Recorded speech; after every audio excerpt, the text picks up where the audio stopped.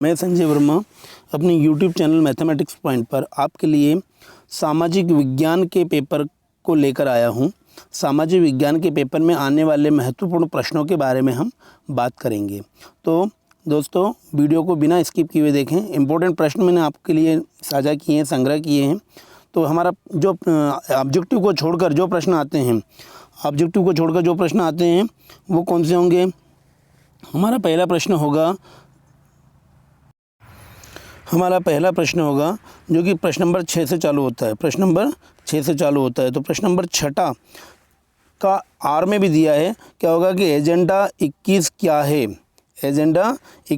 ये पहला प्रश्न है। 2 नंबर वाले नंबर के हिसाब से चल रहे हैं। उसके अथवा में हमारा आएगा चादर अपर्दन किसे कहते हैं। उसके आगे दोस्तों हम चलते हैं। प्रश्न नंबर जो 7वां आएगा वो जैव विविधता किसे कहते हैं। प्रोजेक्ट टाइगर सूचना क्या है, ये इसका अथवा वाला है।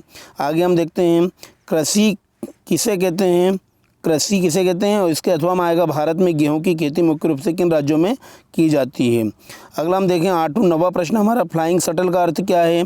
गुमास्ता के लिए 2 कार्य लिखिए, ये इसके अथवा वाला प्रश्न है। पंचांग किसे कहते हैं, 10वां प्रश्न है। इसके अथवा में फतवा से क्या आशय है। 11वां प्रश्न होगा सामाजिक अंतर कब सामाजिक विभाजन का रूप ले लेते हैं। उसके अथवा वाला प्रश्न है लोकतंत्र की 2 विशेषताएं लिखिए। ठीक है ना। अब हम आगे देखते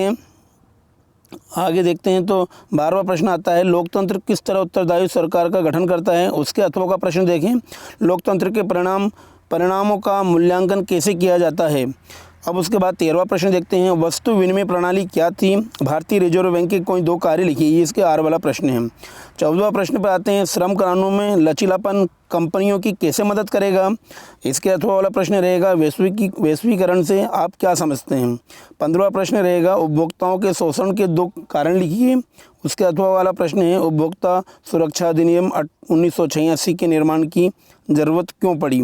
16वां प्रश्न हमारा रहेगा किसी राजनीतिक दल की क्या विशेषताएं होती है। उसके अथवा वाला प्रश्न है राजनीतिक दलों के सामने क्या चुनौतियां होती है।